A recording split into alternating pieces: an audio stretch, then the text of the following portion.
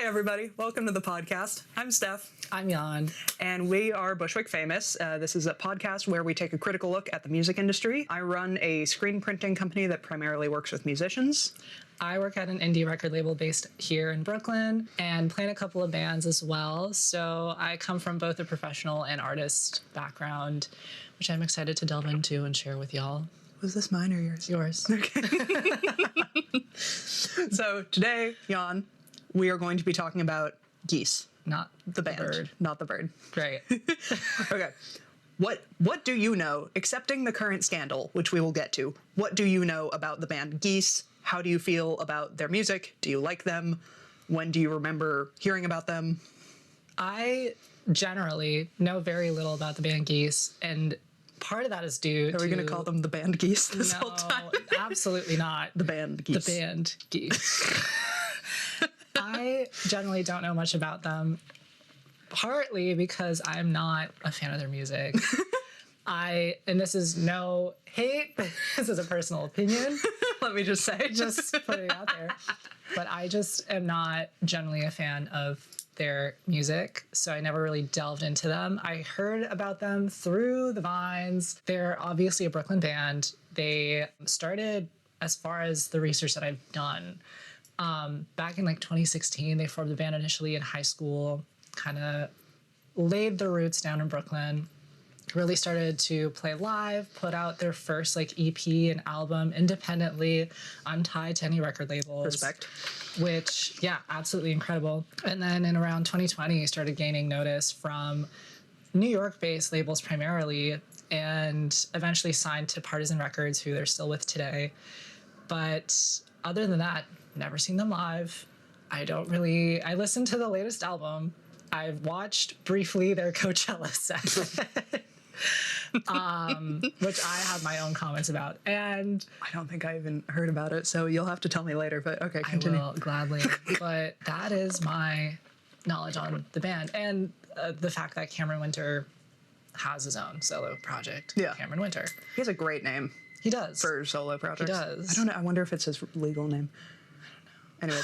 Anyway, so you are much more in and of the industry than I am, because I print t-shirts. So I genuinely just started listening to them last night while I was writing this. Fair. During which I realized that they play over the speakers at the kava bar that I hang out at a lot, and I've just never noticed because I've never been like, wow, I love this song, I should look it up. Fair enough. So I think we're kind of on the same page about that. My main thoughts that I have written down here are, it's fine, which you may know as what we say to each other when we have seen a band that we don't like but is technically good. Yeah.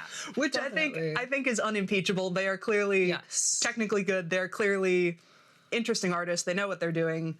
Winter has an interesting voice. I think he uses it well.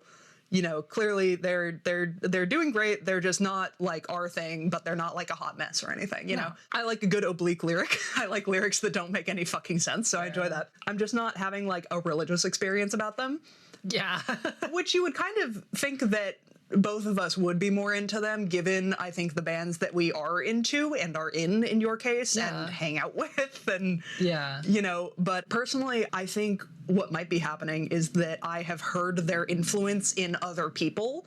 Right. So I'm kind of like tired of them before even having properly heard them, if that makes sense. Definitely. When I was a kid, my dad showed me David Bowie for the first time, and I was like, why is this so important? Like, he sounds like a lot of other people I've listened to. And he said, well, he did it before them. Right. They're copying him. And I was like, okay. You know, I was like 7, but fair. Like, I think for us, maybe that may be what's happening here. And also, you know, having like a shaggy dog indie boy with dark hair who's 6'3" will just kind of do a lot for your reputation in this world. 100%. Good for Cameron Winter. Good for Cameron Winter. So here's our background that I have done.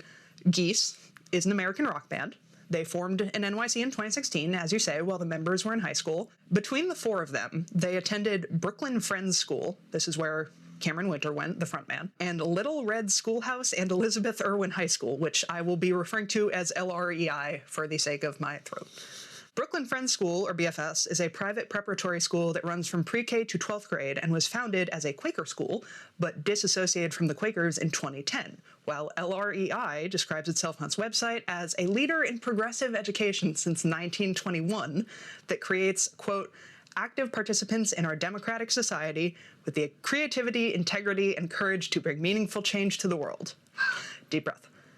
LREI is also a pre-K through 12th grade school, and to sum them up, their sister school once had a director who was a professional folklorist. Wow. Yeah. Okay. So I bring this up because I myself went to what I usually refer to as a private hippie middle school, which was in fact a pre-K through 8th grade school that I desperately wanted to go through 12th grade like their schools because I was in no way prepared for public high school at all. We had so few kids per grade that every 2 grades were combined for most subjects. We had about 20 per grade. I have never in my life taken an American geography class. In 5th grade, we had a unit on the history of apartheid in South Africa, and we had a test where we filled in a blank map with all of the African countries or capitals, but I've never in my life done that for the American states and their capitals. I, to this day, do not know most of them. That's wild. I'm perfectly fine with that. We were in the Boston area, and in the 3rd grade, we spent a whole year learning about how the colonists had fucked over the local Native American tribes, particularly the Wampanoag. Yeah. We had our own school pride parade at Assembly once a year, and a contingent from our school marched at the Boston Pride Parade. Most of our math was self-led, and after 5th grade, our music education was being in a rock band, which actually scarred me so deeply that I am not currently in a rock band. Have I not told you this story? No. So I believe I was playing either bass or guitar, and then, I was supposed to be singing backup. This is, again, like a room full of just extremely rowdy, like 5th and 6th graders, and our extremely cool music teacher. I do not blame her for this. Her name was Kate. She was awesome. She's a family friend. I love her. But I don't think I fully understood, like, pitch intuitively. So I was trying to, sing the fucking melody. Kate takes me out into the hallway and tries to get me to, like, pitch match her. I remember it was a D. That's how vividly I remember this. And I couldn't do it, but I couldn't understand what I was doing wrong. Right. Because, again, for whatever reason, I just did not have an intuitive sense of where, like, how to, like, I think I couldn't get past, like, the timbre of the note and my voice not matching or something. Which is funny because in the past year I started taking vocal lessons with our friend Tony, and Tony tells me that I have a pretty good intuitive sense of pitch. So I don't know what the fuck happened there, but it genuinely scarred me because I couldn't match it, and eventually Kate gave up. Oh, I'm sorry. If she ever watches this, I do not blame you. It's one of those things where, like, you say one wrong thing to a kid and it, like, shapes their psyche forever. Definitely. For no fucking reason. Absolutely. But that's why it took me so long to start learning how to sing, because I was like, I'm just naturally horrible at it. Like, it was so traumatizing. Sorry. Anyways, back to the point. This is to say, I understand this type of person and environment that these kids were in, because I am that type of person and I come from that type of environment. And despite their progressivism, these schools are extremely fucking expensive. Like, these types of schools start at the cost, and I looked this up, the cost of attending an out-of-state public university. That's insane. They start at about $20,000 per year. What the fuck? This is an environment of extreme privilege. My mother actually worked at mine, and her entire salary went to my tuition. Right. We were functionally a one-income household. And I actually was texting her about this because I wanted to confirm how expensive they were, and she was deeply offended at this thing that I put in, which is in the 40 or so kids in my, like, 2-grade group, one of them was black. There were 2 Tibetan kids, and, like, later in like 8th grade or something, 2, I believe, Latina girls came in. And I mentioned this to my mother. I mentioned specifically that we had one black girl in our class, and she was like, hey, there were Asian kids, there were Latino kids. And I was like, this is very true. And she was like, and we took great pains to give scholarships to people who were in need of it. And I was like, would you say that these scholarships went, like, primarily to children of color, basically? And she was like, yeah, I would say that. And I was like, God damn. So it's, it's well-meaning, it's progressive, And it is very privileged, but also, at least in our case, because I did promise my mother I would represent this accurately, because she was very upset at my implication. Oh. But, you know, that school and the private school that she later worked at both took great pains to spread that privilege around as much as they could, which is commendable. And from the fact that the sister school was directed by a folklorist, which there were also folklorists associated with my school, for the record. But like, I feel like that is the vibe we're getting here. And so again, when I found this out, I was like, I have to include this because this is hilarious. Because this is the type of person where I look at them and I'm like, I know who you are. Yeah. You know? So Winter himself, the front man, Cameron Winter, was born in Park Slope in 2002, which I think is two people in their late 20s, we can agree, is horrifying. He was born after 9/11, Yan. Oh my God. Anyways, sorry, Cameron. I can't find any information as to whether he was at this Quaker, not Quaker school from pre-K onwards, as I was at my weird hippie school. But if he was, they would have disassociated from the Quakers while he was in attendance around 8. Now, Quakers are actually pretty chill. They're a Protestant sect that practices religious pluralism, so they include people who practice their faith in a range of ways. They refer to themselves as Friends. They refuse to participate in wars. Historically, they oppose slavery. And fun fact, Quaker women have been preaching since the 1600s. Wow. Which is not true of many branches of Christianity. Yeah. I'm no religious scholar, and I'm sure I would disagree with the church on a lot, you know, whatever their views are, but my impression of Quakers is generally, and has always been, that they're pretty chill people. So, you know, a school run by them, you could certainly do worse. Mm-hmm. Winter's family is Jewish, which I feel less like I need to explain, but in a 2020 Pew survey, they found that 80% of American Reform Jews identify as Democrats or with the party, which is as close to a proxy for progressivism as we have in this fucking country. So, also an indicator of progressivism, Winter's mother is a memoirist who became well known in that world for a memoir about opening up her marriage. Wow. So these are libs. These are libs all over. And I'm sorry for bringing your mother's business into the streets, Cameron, but she did that herself. So back to the band. Partisan Records, known for Idols and Fontaines DC, among other bands, signed them in mid-2020, which is an insane time to be signing anybody. Absolutely. So good for them. They put out 3 EPs before getting signed. You said an album. I don't know if I clocked that. I think their first album, you said they put out independently? Yeah. Okay. So, as far as I had read, and, you know, correct me if I'm wrong later, I don't know. Yell at us online, please. Absolutely. They We're had both released... gluttons for punishment. That's actually true. No. Anyways, what I had read was that they released their like very, very first EP and album completely independently. I didn't read about the other 2 EPs though, so maybe there's just like a mismatch of information. Wikipedia, do better. I don't know. But also Wikipedia is like the only sane source of information we have these days. I will say now most of that info about the schools and Quakers I took from Wikipedia. Yeah, so it sounds like, I think that makes sense because I was looking at something Partisan said, and Partisan said they had 3 records, and I was like, no, I thought they had 4, so the first one was independent. That makes sense. They have pulled their EPs from streaming, as far as I can tell. But there were 3 albums before their most recent that we will be primarily discussing, Getting Killed. Getting Killed is about like when they shot to the level of fame that they are on now.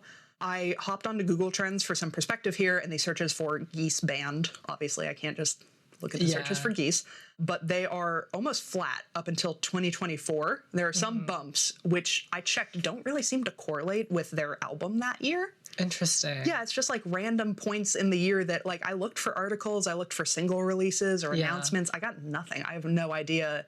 Maybe it was just some weird gossip story or something. I have no fucking idea. But there's some random bumps in 2024, and then starting in 2025, it starts to go up a little, and it just grows exponentially. Right. Until right around the turn of 2025 into 2026, this year, it reaches its peak, because Google Trends shows you as a percentage. So it reached 100% right around the turn of the year, came down a little bit, and then in March to April has surged back up, and currently is at about 50% of that all-time high, which is pretty crazy, right? That is wild. Yeah.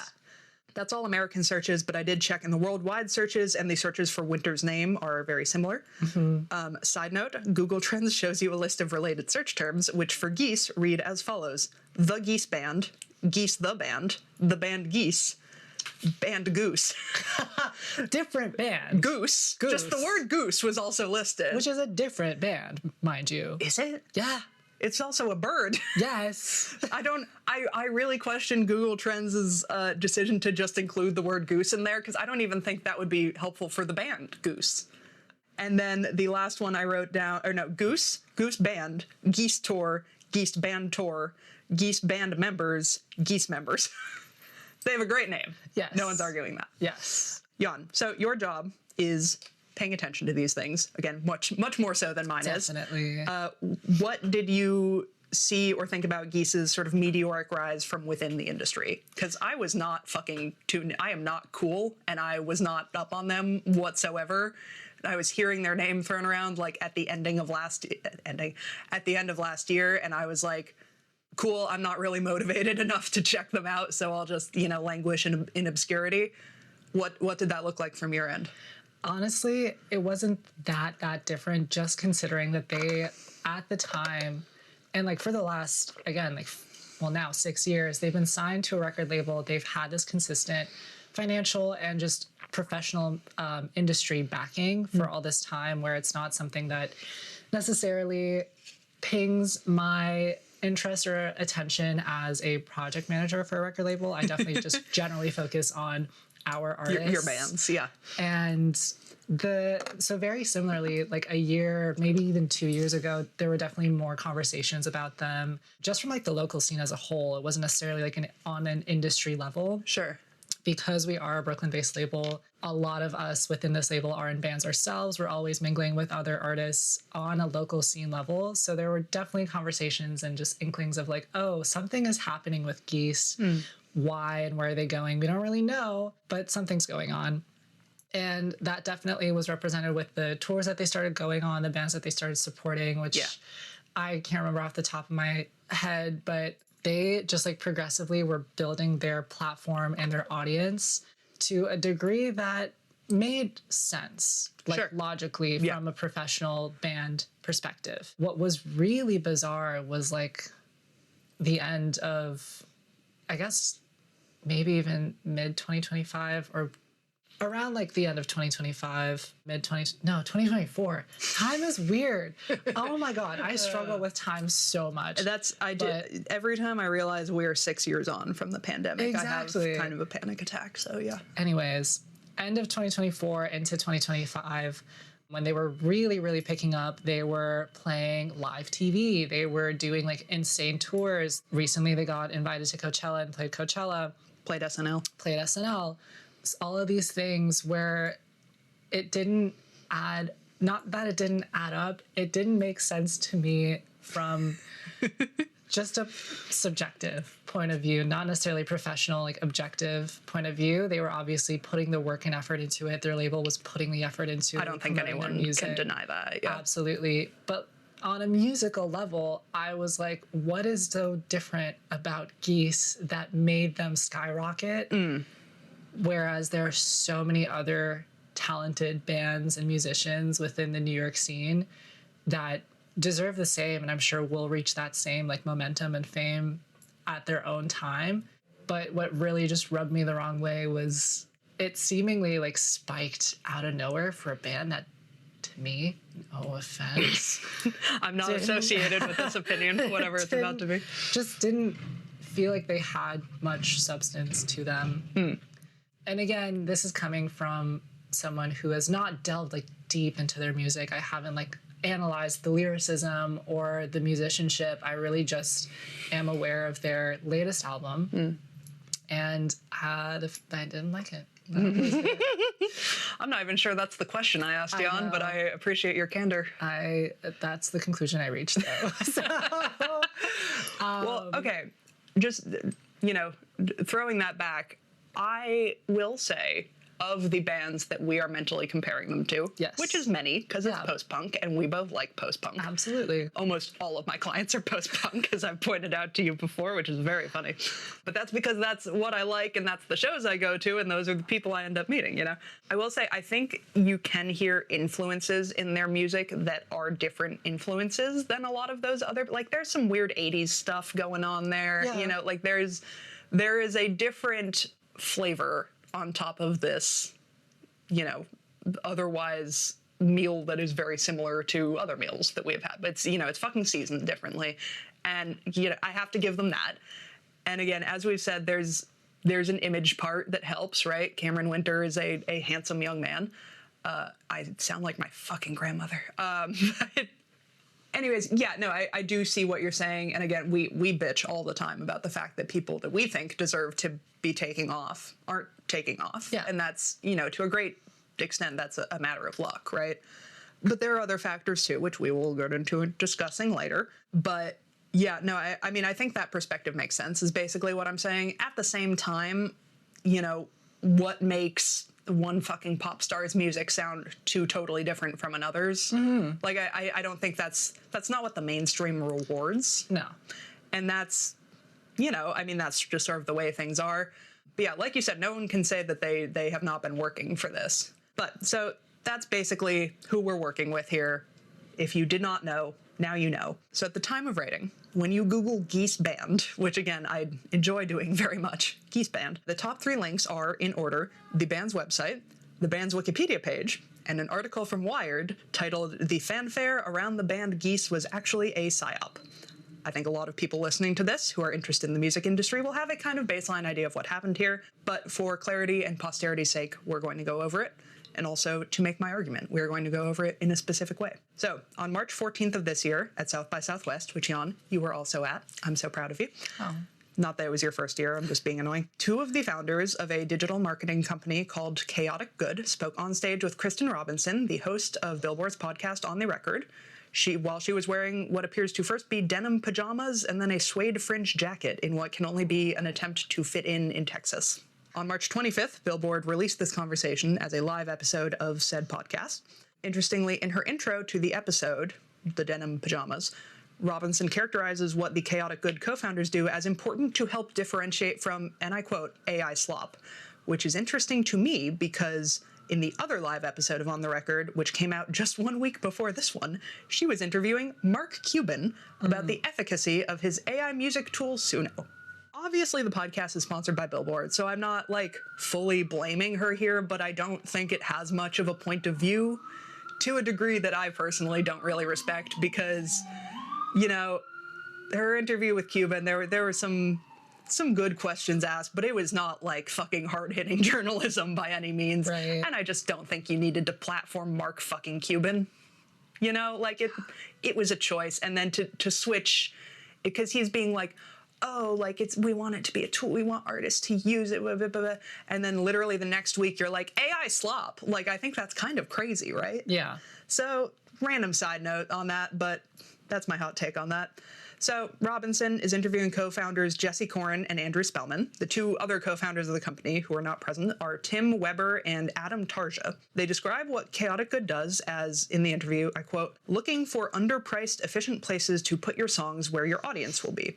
They claim that this is counter to the older internet strategy of aiming for big influencers with big audiences, that they are reacting to the reality of algorithmic feeds. That's very hard to say. Both men are dressed in extremely boring navy outfits that appear to be trying to sink into the background of the chairs. Aww. And they also move at the same time a lot of the time, which is kind of weird. And they're both just very unremarkable white men. So I think this quote is from Spellman, but I could be wrong about that. Okay. Quote, "It's a lot more volume. It's a lot more thinking about niches. It's a lot more hand-to-hand combat," which is a very interesting metaphor for me there. Definitely. Because I don't like to think about, as someone who trained in hand-to-hand combat, I don't like to think about most things I do day to day as being comparable to hand-to-hand combat. No. Are we fighting right now? Absolutely not.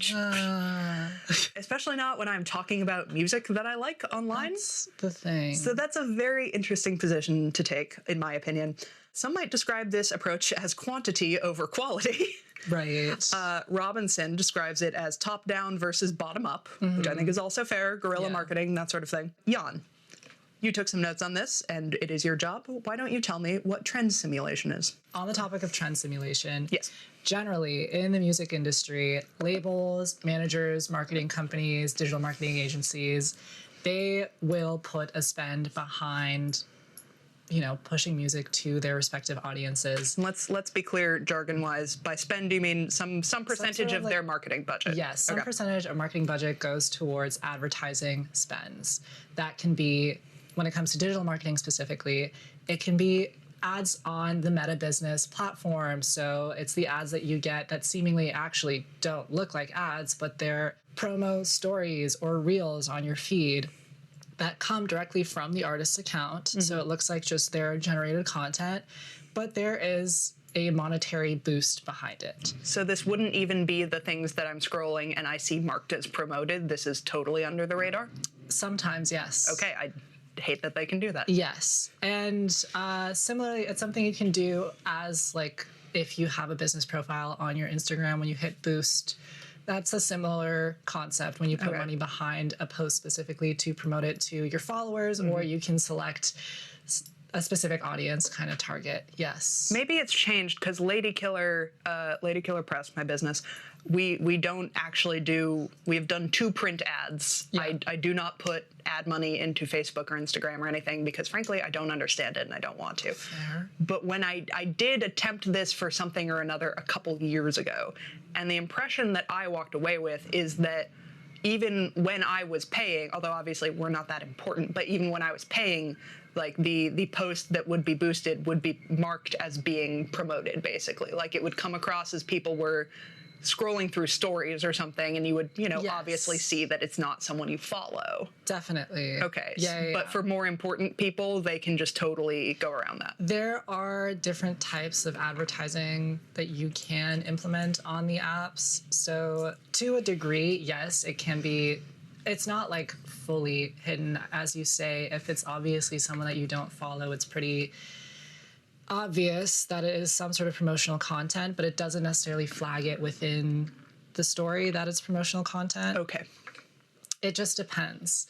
A lot of bigger artists that are signed to major labels, and maybe you've noticed this on your end too, Steph, not to like call out, oh my God, I'm going to butcher her name. Call out. Wait, Leve? Yeah. Okay, I learned how to pronounce her name for this because I only learned about her because Hudson Williams was in her music video. Because, again, I am not cool. And again, if you don't know the person we're talking about, their name, her stage name and also her real name is spelled Laufey. And in my head, I was totally just saying Laufey. Yeah. Like a fucking Boston ass. Oh, where do you live? I live in Southie. Full disclosure, we just found out our camera can only record 30 minutes of video at a time, so this is going to be a little bit stitched together. And we're going to redo a little tiny part here, which is essentially me telling Yan that Leve, who we were just talking about, and who I think I'm still mispronouncing, just in a French way. I think it's close enough. Leve. Leve. I can't do French. That's why I hate them. Anyways, Leve is a client of Chaotic Good, this digital marketing company that this whole kerfuffle is over. And we were talking about how that makes sense because she is very social media forward, basically. Absolutely. Did we get me showing her hot pink Instagram profile to the camera? Because it's pretty awesome. It's pretty awesome. Part of the conversation that got cut out, part of the trend simulation process and conversation in general is that Meta offers beta access to certain features to higher engagement profiles like Leve's, which we were talking about. So in her case, she has access to changing the color of her Instagram profile. She gets to set a little logo, her like heart locket logo for when someone likes her content on her page. Her logo's a heart locket? It's a little heart like locket thingy. It's my really thing. Cute. It's really cute. It is cute. That's why it's my thing. And so the point is a lot of higher profile artists and marketing companies and record labels will have this beta access that is not available to mainstream users. Yes. Do we think this is a not available yet? Because that's what I think when you say beta. Because if I get to change the background of my Instagram profile, I'm going to be so excited. I hope so one day. That is always the messaging behind these announcements that Meta sends out to oftentimes to distributors, to labels, to marketing agencies, whatever. That is the implication that it will be available, maybe not to every single user, like every single personal profile, but it would, in theory, be available to other business profiles or creative profiles. I think we made a mistake straying from MySpace. I want to be able to customize my page. Honestly, it's something so fun to do. And I want to tell everyone who my top 8 friends are. Yes. And what you're listening to.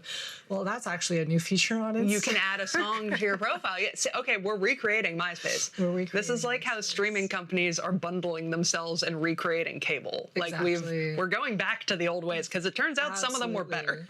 That's okay. Yes, absolutely. Anywho, to wrap up the conversation on trend simulation, social media plays a huge role in that. And it's not just obviously market manipulation, narrative control, which is something that Spellman and Corin, they talk about as well. Market manipulation, narrative control, and that is generally the essence of marketing as a whole.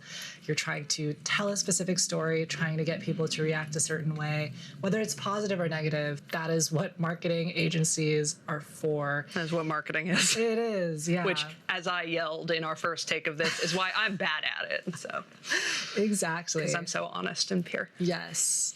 Right now, what I kind of want to do is talk about how people have been talking about this, because I think that's interesting. Definitely. Because as you say, this is kind of standard marketing, right? Like, to maybe not entirely, but like marketing itself is kind of evil, right? Like, it's to a degree. I don't think we can deny it. It's all about trying to change people's minds, basically. Yes. Robinson asks these two guys, could you give me examples of different types of content that fare best for different genres? Spellman says, this is a really core principle of the company. We can drive impressions on anything at this point. We know how to go viral.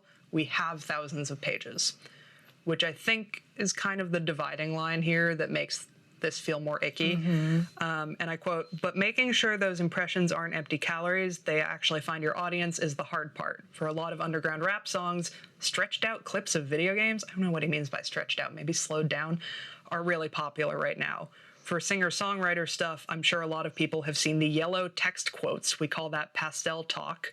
We think we were kind of the first people to do that, and now there are a lot of copycats. So you have to pivot to the next thing. When we spoke a few months ago about country, it was a lot of trucks and cowboy hats and things like that, which I would like to point out, that's just country. That you didn't come up with that. But I do think it's interesting that he is essentially talking about, like, changing the trend. Like, they're driving the trends here. They're not just copying trends. Yes. Which is interesting. The accounts Chaotic Good are responsible for, per Robinson, include meme accounts, sports clip accounts, and truck videos. Don't know what that means. Whatever these types of accounts are, quote, and then you can plug the song into those so it creates more of a groundswell effect. Spellman follows that up with that's correct. So I think this is the crux of the discourse that has arisen out of this. Hiring big influencers to use your song in a video, that is one thing. That is a real person doing a job. If the marketing company involved is good at what they do, it will probably appeal to you if you are a follower of that person. Kind of matches up to their audience, you know, everything makes sense. Obvious bots are also their own kind of thing. Most savvy people nowadays can kind of look at a profile that like was just made and doesn't have a profile picture and has a bunch of numbers in the name and be like, you know, I don't really have to pay attention to what that person is saying. But because they're obvious, they're not fooling anybody. And as you say, marketing agencies kind of want to fool us. That's kind of their job. So that's, you know, where we are now. Enter Chaotic Good. They are making entire fake meme accounts for the purpose of boosting songs from people paying them behind the scenes. Even if it's not much more of a lie when you break it down, because, you know, yeah, there's a real person behind the account. That person is doing their job. They want to get paid. And it, again, it probably, if the algorithm sought it out for you, it probably fits you. It feels so much more like a lie than normal marketing. And I think, you know, you just said as much, basically, but you know that it feels weird.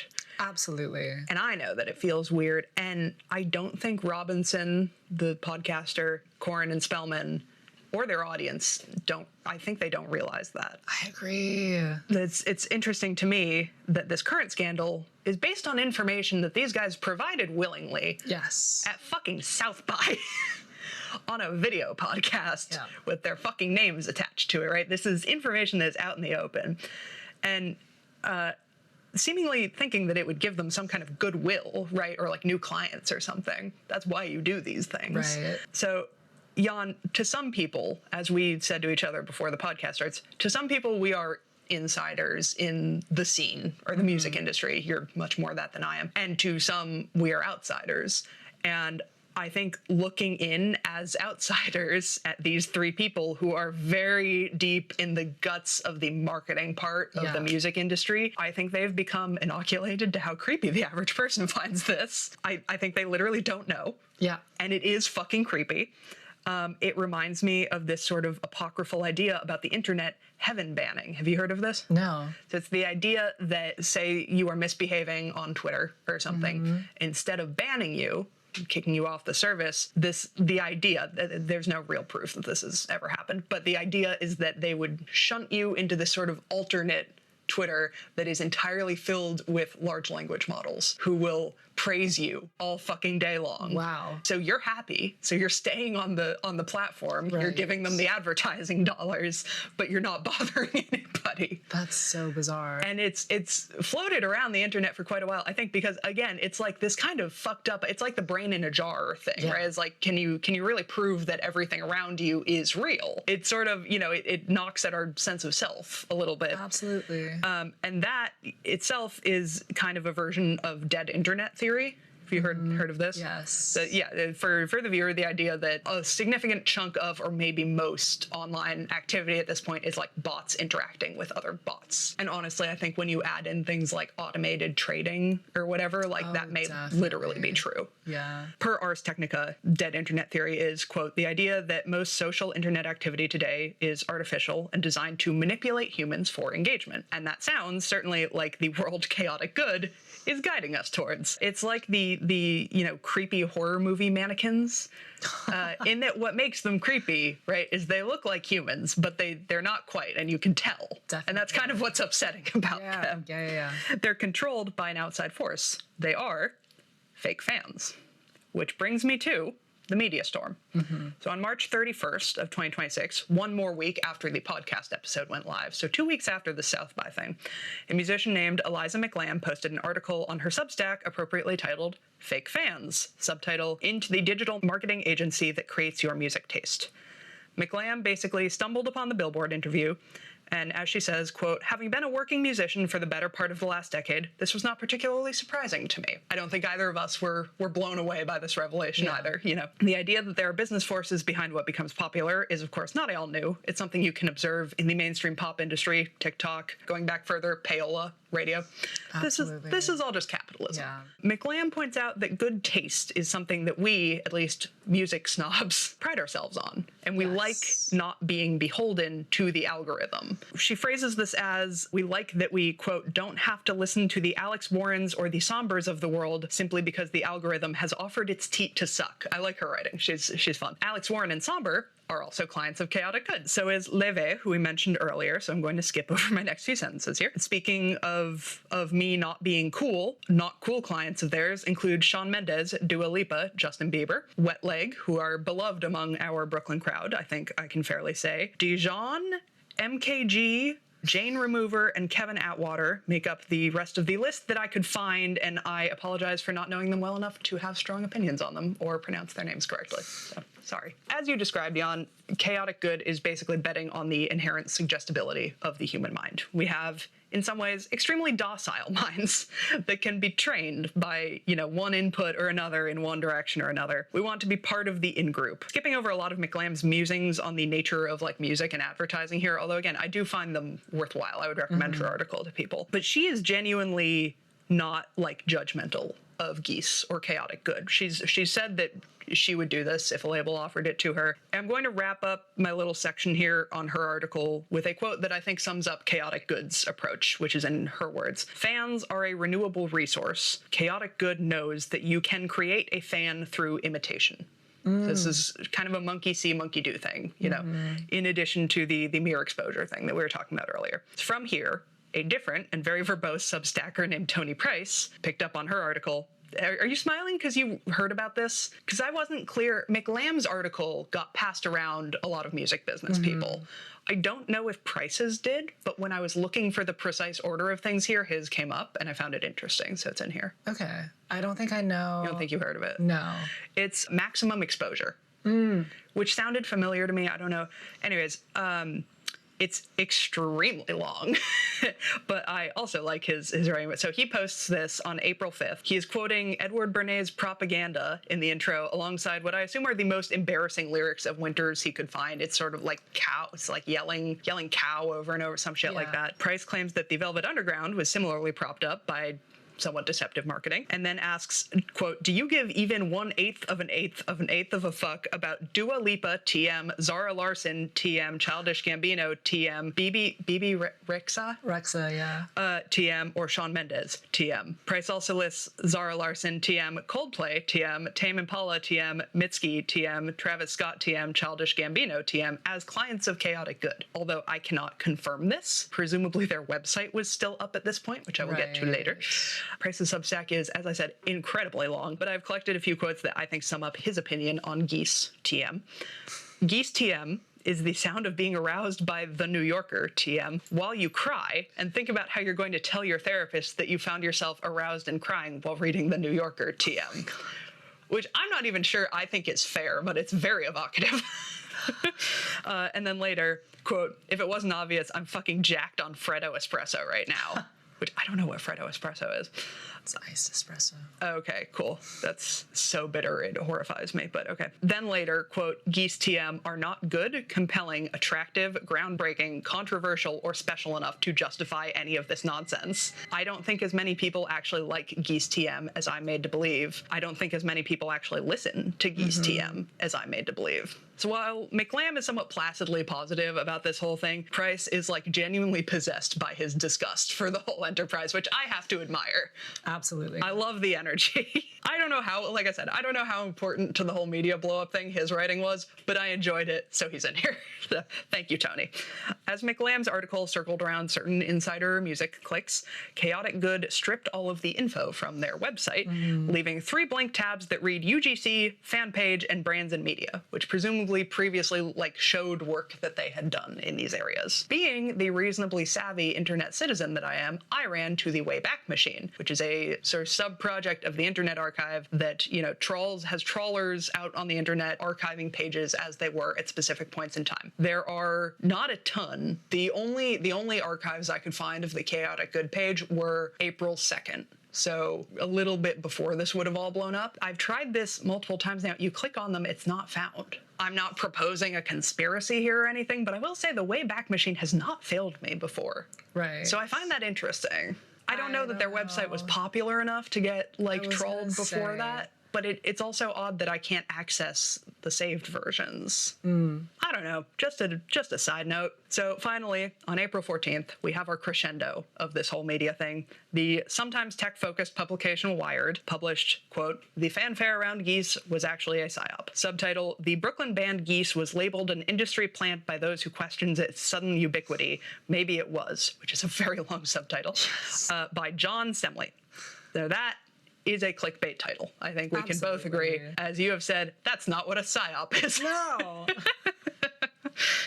Among other things, that's not what a psyop is. So Semley does not add too much to McLam's writing other than sending out requests for comment, which, he has the contacts for, so I guess there's that. To which Tarja of Chaotic Good said, quote, we took things down from the site so our artist partners don't get wrapped up in false accusations or misconceptions about how their music was discovered. If I was one of those artists, I'd probably want that. Much of the discourse around narrative campaigns we were seeing online was not accurate to how they actually function. Also true. In practice, narrative campaigns mostly consist of consulting on digital PR strategy. I think that's a bit of a fudge. Geese's record label Partisan did not respond when asked for comment. So Wired also says, quote, the accounts driving the discourse are in a sense genuine, bespoke, engineered, and overseen directly by the in-house PR team working from their smartphones. I find this troubling because an employee of a company posting what their employer dictates per the company public relations strategy while pretending to be someone else is not fucking genuine by any definition I have ever fucking read of the word genuine. And my intuition, which as you know, Yan, is usually correct, tells me that Semley is considering genuine here to just mean human, which it doesn't. So this is, I think what he's saying is these aren't bots. They're not automated. Right. They're not LLMs. They are bespoke trickery. And I think that if we create a binary of AI, fake, fabricated versus human, always true, always genuine, we are going to be in a lot of fucking trouble. Absolutely. Because that is not how things work. Humans lie. It is one of the first fucking things we ever did, if you ask Cain and Abel.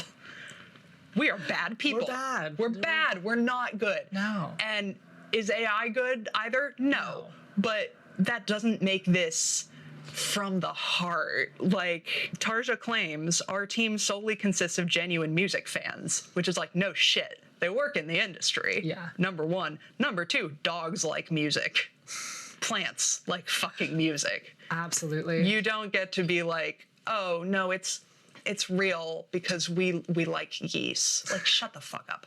Frankly, I would hope most people's bullshit meters would catch this. But to get really macro for a second, I think as generative AI gets better and better, our bullshit meters are going to be tested in the coming years, even more than they already have been. And we are so far failing that fucking test. So I just wanted to have a little note on this. I was listening to one of my longtime favorite podcasts, QAA, which covers conspiracy theories. They've been doing it since 2018. They were previously known as QAnon Anonymous, which I should emphasize they were covering these from a critical perspective. They are not QAnon believers. And that's why they changed their name to QAA, is because it was hard to explain that to people every time, especially because QAnon is not that relevant anymore, because everybody is QAnon. Anyway, so I was listening to this as background noise while I was writing the script, and I was listening to their episode about Coachella. And I happened to tune in at around like midnight at the Kava Bar, right as they start talking about Geese. And I was like, oh, that's fucking crazy. Upon hearing that the fake accounts aren't AI, basically what we were just talking about, one of the hosts, Jake Rockatansky, he just starts groaning and is like, oh, it's a real guy at least. It's not just like a computer ghost. And I think that sums it up. It's like, oh, really? It's not a computer ghost? Okay, great. Like, you know. Oh my God. Which is kind of where we are now. And I finished listening to it this morning because while I was writing, I was like, I can't possibly process both of these things at the same time. But the host that was mainly talking about it, Liv Agar, was saying that she was at Coachella, as was Jake, and she was saying that this is fundamentally kind of conspiratorial, right? Because no one wants to be got. Nobody likes being the mark. Mm-hmm. And a lot of the sort of like psychological fuel behind some conspiracy theories is like, you're not getting me, I'm getting you. Right. And as I say fairly often, I think the fundamental motivation behind a lot of conspiracy theories is true, which is the idea that basically somebody is fucking you and you can't really do anything about it. Right. And that's just kind of capitalism, right? And it's like you're misdirecting this anger, right? It's directionally incorrect when you're like, the Jews are fucking me. But it is correct that somebody is fucking you. And I think that's kind of, I agree with Liv, I think that's kind of what we're seeing here, in that it is correct that people are trying to fool you. Mm-hmm. I don't know if geese are really to blame. No, I don't think so at all. But you're right that marketing is deceptive. Yeah, 100%. Totally. So finally, Semley and Wired ask, quote, but is it really any different, in essence, than dozens of music blogs republishing the same press releases, pushing that same music and those same bands? And Yan, I want your thoughts on this because I don't know. I do think it's very different. I think it's very easy to surface level compare the two approaches or like operations when it comes to marketing and sharing information about a band and getting engagement, whatever.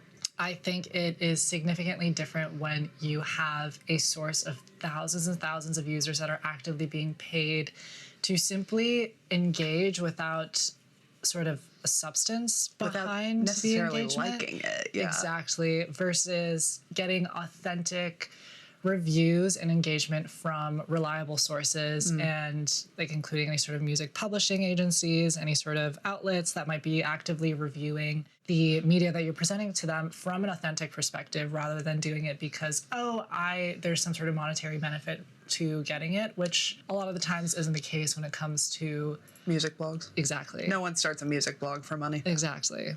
So I think it's, again, easy from just like a surface level perspective to try to compare the two. Yeah. But at its core, very different motivations. I think it's interesting because this is not that surprising, but we seem to be falling along a line of like, is this somewhat standard for marketing? Yes. Is it different than most of the way this is usually marketed? Also yes. And is it a little bit shady? Yes. So we're taking a very nuanced stance here, I think, which is probably, in my opinion, the correct one, but it is also somewhat difficult to talk about in real time without feeling like you're just talking in circles, you know? 100%. So I'm going to talk about some Instagram posts now, and I apologize for that. Okay. So, at Graham is Tearing Up on Instagram, criticizing the Wired article, pointed out that Geese had been receiving favorable coverage in mainstream pubs for 5 years at this point, as you say. Added a reference to On Bullshit by Harry G. Frankfurt, and linked to a list of further artists the fake accounts were posting about, adding, among others, Two Hollis, Snow Strippers, Mumford & Sons, Slater, The Help, which I find unsurprising, and Water From Your Eyes, who, fun fact, I went to school with, to the list of potential chaotic good clients. And that's just potential. I don't believe that was on a website anywhere. Those are just the ones from that list, though, that I recognize and am confident on how to pronounce. I'm going to reference one more sort of post person, and then we're gonna get more meta with this. My friend of the pod, and friend of the Manhattan music scene, Sarah Fagan, also wrote about the Geese debacle on her Substack, Sarah and the NYC rock scene. And this is where my earlier mini biopic of Winter and band come back into play. Sarah is one of the very few people I've seen talking about the role of privilege in this. And you had notes on this earlier. The band, all of them, so far as I can tell, come from very privileged backgrounds. When you're not working 2 jobs on your feet, you have the time and energy for the band. When you're not trying to live off of your meager touring proceeds, that money can go back into the band. When you have the connections, the time, and more importantly, the cultural background to talk to a label and look and feel like you belong there and be taken seriously, you get the label. And now, Yan, I had a question that came up for me. Who is paying for this arrangement? Is it from the band's coffers or the label and then pay them back from the profits? Like, how involved is Partisan in this? So Partisan would be the ones directly paying for it in the sense of fronting the money. They would be advancing that money and that spend. When it comes to how much the band, like, specifically is paying for it or how much comes out of their royalties, that is absolutely on, like, a case-by-case basis, and I can't fully confirm or deny what Geese are doing with Partisan and vice versa. But generally, the label will set aside a marketing budget that goes towards promoting the album campaign and the band, so whatever spend that they have agreed on or are able to allocate towards this marketing campaign, that is what Partisan is going to advance and pay Chaotic Good in this case. Usually that will come out of a band's royalties when they are recouping the costs of the advance. I really hope the camera can see Tom while I'm petting him in your lap. I hope so. If not, you can see all the fur flying around. Some interesting screenshots. So I hope that answers your question. Yes, it was. Yes. It was very helpful because as I was asking it, I was like, well, the distinction between the band's money and the label's money sort of just becomes very wishy-washy at a certain point. So Sarah frames all of this as guerrilla marketing, which is true, in a sense. And ending on a positive note, wants the takeaway for smaller artists that are mostly, I think, reading her Substack, to be that guerrilla marketing works. And there's ways that you can use this in one's own projects. You know, definitely make your own fake accounts. Who gives a shit? Yeah. Obviously as a small business owner, I market whatever fucking way I can. Although, as I said previously, I'm not good at it. Lady Killer Press just had our first ever paid advertising spot in December of last year. And everything before that was literally from word of mouth, from my network and from referrals that they gave me for almost 3 years, which is amazing. And, obviously it counts. It works. It does.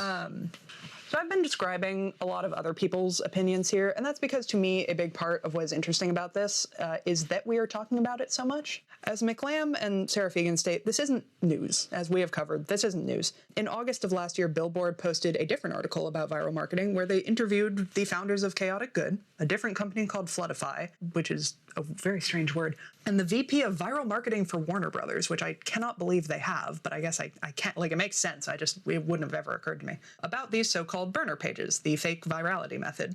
Almost exactly a year before that article, Billboard posted another article about the usefulness of fan pages as a marketing method. Like I said, the Chaotic Good dudes were happily, laying themselves bare on the South by Southwest stage just last month, knowing it would be made into a podcast, albeit a podcast with 5,000 Instagram followers that doesn't have its own YouTube page. I don't know. But they've been talking about this openly for years, so why now? Why is it blowing up now? One, I think, is luck. Bad luck, in their case. Two, Geese are not Dua Lipa, and they are not even Coldplay. Geese belong to a subgenre of rock that I don't know if I see among the rest of the Chaotic Good clients, as to say Partisan rock, which is Idols rock, Fontaine's DC rock. Rock that is readily identifiable as rock, but is also ambitious in mixing influences and experimenting. Post-punk. We, the consumers of this subgenre, want to believe. Yan, you know, I'm a huge Idols fan. In many ways, they live up to the image that we want them to be. They can't dress for shit. They loudly espouse their leftist views on stage. They have thick accents that are not posh. Joe Talbot shakes his ass on stage and shows up to the Grammys with a massive black eye. They feel authentic, not like they have this insane polished media version of themselves. And I'm sure they keep some degree of separation between, you know, their private selves and their public selves. I hope they do. But, you know, they're not like we don't think Joe's out here getting Botox for the camera or something, you know what I mean? And like, as a fan, I want to believe that these guys are out here living as much in line with their values as any of us can, that they don't secretly abuse women or something else horrible, and that they're presenting to me somewhat authentically. Basically, I want, and this may be parasocial, I think you can make a strong argument for that, but that's what being a fan is. As someone who is in this genre and grew up with this genre to a great extent, I want to believe that the ideals of rock and punk are more than just vibes, that they're more than just aesthetics. And I think, you know, to a great degree, modern culture has sort of captured that. Like, you know, to a great deal, you can buy or borrow the rock and punk aesthetic. You know, you can, as we say, there are rich models who play at being rock people. You know, but we want to believe that that's not all that there is. And aesthetically, Winter and Geese are in this mold. They have shaggy rocker hair of varying lengths, always unbrushed. They dress unpretentiously. Winter performs on SNL in a wife-beater tank top with a Gen Z stare and singing with his mouth like most of the way closed, which I thought was weird. It's like kind of a style. Yeah, but it sounds very full in some ways, but it's just like here all the time. Yeah. It's very, very strange. They have completely eschewed visual interest, which is its own kind of statement, and it is one that is meant to communicate authenticity. And as it turns out, they come from privileged backgrounds, and more importantly, hired a duplicitous marketing company to convince us to like them. And that is the single least punk thing you can fucking do. Definitely. You're not supposed to want to be liked. You're supposed to pretend you don't care. That's what the whole house of cards of cool rock dudes is built on. Definitely. I know it's post-punk, but technically the punk is still supposed to be in there a little bit. And we want them to be better than this. Is that a reasonable desire? Is it historically accurate? Sex Pistols? Maybe not. But I think it is a real desire. And reason 3, I think many of these people that we're talking about, which again includes us, many of these are the same people who vehemently hate generative AI, which is not all music people. Some people are certainly leaning into it. But to us, the human element of music is the most important part. The authenticity is the most important part. I am not interested in a robot's music, no matter how pretty it sounds, because the prettiness is not what is drawing me to it. And we are hyper attuned to being bullshitted right now because everything's bullshit. You know, everything's AI, everything's misinformation, conspiracy theories. Fundamentally, we don't really have a consensus reality anymore. And I think we're kind of taking that anxiety out on Geese to a certain extent. And they've become like the whipping boys of this. And then 4, around the time of this particularly blowing up, on April 15th, a federal jury found Live Nation guilty of being an illegal monopoly. Live Nation owns Ticketmaster. I feel the need to clarify that because I always forget which is the daddy of the other. And the verdict could force major financial consequences on them or force them to sell Ticketmaster. The topic is its own extremely long podcast, and I would like to go into it, but literally just trying to summarize it for today, last night I ended up on the Cornell Law School Legal Encyclopedia. Yeah. So we might need to get a guest on it who understands this stuff because I really don't. Yeah. But so far as I can tell, Live Nation has only been ordered to pay $9.9 million to the city of DC to settle these claims. But yes, that is a laughably small amount. That is only to DC. In this lawsuit, there are 33 states and DC. So they have only settled with one of these. Right. The penalties for the other ones are still being decided. And again, I went to art school. This is my best explanation of what's going on here. And last month, this case went semi-viral because messages between Live Nation employees were unsealed as part of this case, reading, in part, "These people are so stupid. I almost feel bad taking advantage of them," and "robbing them blind, baby." These were messages, you know, from employee to employee. It was not like leadership to employee or something, but like it looks really bad. Absolutely. And So this has all been going on at the same time, and yet I have seen, I would say, 10 times easily more Geese takes than anything on this. The only people, even in our industry, that I've really seen talking about this are UMA. What does UMA stand for? Help me. Universal Music. Universal. Is it not? Or United Music? Yeah, it's a union. United Music. I don't. Arts workers, probably. Anyways, the sort of independent musicians union. They do great work. I was actually looking into what the founder was saying about this case. United Musicians and Allied Workers. United Musicians and Allied Workers. I was close. But I was looking into what the founder of it was saying about this case, because all of these tabs that are currently open on my laptop are not even for this. They're about the Live Nation thing, because, again, I would love to talk about it. So I'm not claiming there was any sort of concerted effort to gloss over this news in favor of something more salacious, although, frankly, given our topic today, I don't think it would be very far-fetched for me to claim that. I do think it's a lot easier to feign outrage over some Brooklyn band boys not living up to our mostly hypothetical moral standards about what we would do in their situation than it is to think about am I siding with the Trump DOJ on this one? Against Live Nation, trying to understand the legal jargon and ramifications of this case, to realize that it's primarily about hiding fees from fans during the checkout process, which is really not the biggest problem with Live Nation. I think we can all agree. Definitely. Or, it's also easier to sit down without a podcast or music playing and actually trying really hard to think about what we can do to fix the way that the industry works. So it's easier to talk about this like slightly salacious, or presented as salacious even, story and be sort of outraged about it than it is to address the boring legal and financial problems of our industry that feel intractable in many ways, and to a certain degree are, or at least are beyond our individual reach. This is why unions are important, right? Definitely. This is what UMA is trying to do. And I would know that the one is easier than the other because I spent last night trying to do both. And it was a lot easier to write about Geese than it was to write about Live Nation. It's just more pleasant. Outrage can be pleasant. Justified feeling outrage can feel great. And that's actually a lot of what drives the algorithms that Chaotic Good is making use of. We have plans for a podcast about touring economics, so I think that would be a good place to talk more about the Live Nation Ticketmaster thing. Again, if anybody knows a lawyer who would be willing to help us here, please email us. I went to art school. Yan has a master's in music business, which is much more impressive, but is still not a legal degree. No.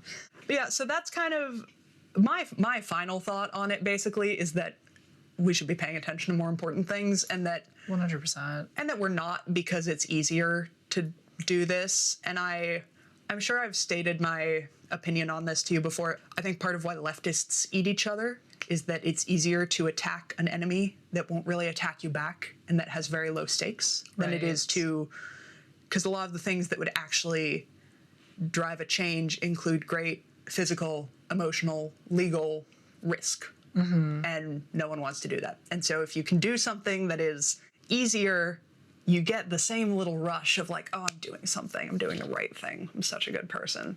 And I think that's a fair amount of what's happening here, frankly. I honestly think so. It's so much easier to comment and talk back about something that is significantly more within reach than targeting a massive conglomerate. They literally legally found a monopoly. Exactly. So 100%, it's so much easier to just go online and say what you need to say about Geese, or even Partisan as like an independent record label, as opposed to Live Nation. Or Chaotic Good, which is basically just 4 dudes. Yeah, absolutely. So even though it's not sort of the greater point, where do you think you land on Chaotic Good and these practices? I think generally, from a personal perspective and ethics, I don't support Chaotic Good and the structure of the business. And while the intentions are not negative by any means, they are trying to work in benefit of, in this case, independent artists that are assigned to independent record labels that are still really developing their fan base and their sound and just who they are as a band. So again, their intentions may be good. I think in practice, though, the way that their marketing strategy is built and their operations are built on are just not ethically aligned with me. Yeah, totally. And to each their own. And at the end of the day, marketing will continue to find ways to reach as many people as efficiently and as like potently as possible. So if it's not chaotic good, it's going to be another company at the end of the day. That's definitely true. I'm sure multiple other companies doing the exact same thing right now. 100%. I haven't even looked into Floodify, which I keep hearing as Slutify as I say it out loud. But I haven't even looked into them in that article because I was up until 3 a.m. writing this. Yeah. So there's definitely people doing worse. Definitely. Too. Like more shady things. I guarantee it. Yeah. Yeah, my take on it basically is again, do I morally align with it? No. I think for me the dividing line is like when you start faking, basically. Like hiring, the sort of more typical industry practice of like you have a fucking server full of people and you're like, hey, does anyone want this job? At least that was described in one of the articles that I read and you sort of referenced it earlier. That's borderline, sure, like that's shady, but something about creating a whole persona is just so skeevy to me. I think on like a very baseline, like moral outrage level where I'm like, ugh, like, do I have to justify this belief? No, it just feels so gross and icky. Again, is it super different from most marketing? Probably not. And I think we agree that the onus is probably somewhat unfairly falling on Geese and Chaotic Good here. I would be interested actually if they ever talk about it, like what on a more granular level their practices look like. Yeah, that would be interesting if they were. They ever put that website back up? Yeah, exactly. I wonder what they'll do. I wonder if they'll just rebrand, go underground. I probably would if I were them. Probably. That is most likely what they're going to do. Or they just let it rock. Yeah. Let it kind of. Because I think probably most serious people in the industry who they would be being hired by are going to have the same basic viewpoint on it as us. It's like, this is marketing. Yeah. Tough tits, sorry. Unfortunately, yeah. The marketers will continue to find new ways to disappoint us. Definitely. I think it's also important to note that, marketing, as schemy, as weird and sleazy as it might sound a lot of the times, it's not going to work if the thing that is being marketed is bad. That's okay. So this is another, not to like stop the wrap up here, but this is another element, right? It's like, again, like Geese are good. Yeah. I think we can agree they're not our taste, but they're good. And, like you say, this wouldn't work if they were bad. Sort of the corollary to that is that there are thousands of good bands, probably better bands, that are languishing in obscurity because they maybe did not come from that privileged background, right? And maybe the front man is working manual labor jobs to pay his rent, and that sort of limits what you can do with the rest of your time. Yes. I think maybe that's another level of outrage that people are reacting to. It's like you have this pool of 1,000 bands, and the one that gets plucked out is pretty random. Yeah. And maybe they don't deserve it compared to those other bands who are working equally hard, right. And that is unfair, and it feels unfair, and it's also how life works to a great extent. Unfortunately, yeah. And I don't know where we wrap this up on. I think generally the summary is Chaotic Good is a marketing agency that will continue to do the things that they're doing, no doubt, to benefit themselves, but also ultimately the artists that they work with. Could be worse. And could be worse. Marketing is not going to go anywhere. And I think Geese are just a random target to a lot of people's outrage when it comes to a lot of wrongs in the music industry today. Yeah. And life. And life, absolutely. I think we're condemning the sort of media kerfuffle about this. Definitely. And I also wonder where Geese will be after this once they ride it out. I'm sure they'll still be popular. Absolutely. I don't think this is going to hinder their popularity by any means. I think that's another thing we can talk about some other time. Generally, we love to yap. A lot of the times when there's social media outrage, it doesn't always immediately, or if ever, correlate to action. Yeah, it doesn't mean anything. It doesn't mean anything. I mean, the rule of harassment, right? The first rule of online harassment is don't feed it. Yeah. Don't feed the trolls. Ignore it. And as someone who has been IRL harassed, I can't say that I think that always works, but online it's probably the best scenario. Yeah. Yan, you wanted to talk a bit at the end about where we're going to go with this podcast. Like I said at the beginning, we're going to be taking a critical look at different parts of the music industry in this podcast, different cogs in the machine, so to speak. So while this was a somewhat current events focused discussion that we have had here, you know, we have plans to discuss more like technical label stuff that you will be telling me about, because I'm a dummy when it comes to that. We are going to be having guests on. We are about to go record an interview with a friend of mine who is an ex-evangelical. She is going to tell us about the Christian music industry, which neither of us have any fucking idea about, because I was raised Catholic and like by Jews, and Yan is Jewish, and neither of us know what the fuck is going on with the evangelicals. Every story she tells me is completely fucking baffling. So we're gonna have interviews. We're gonna have, you know, experts in their subject matter. We're gonna talk about the distinction between the local scenes, plural, and the industry. Yeah, I'm excited about it. Like I said to you, I don't think anyone out there is really doing this in the particular way we are. So I hope people like it. We hope you like it. Thank you for listening. Bye. Bye.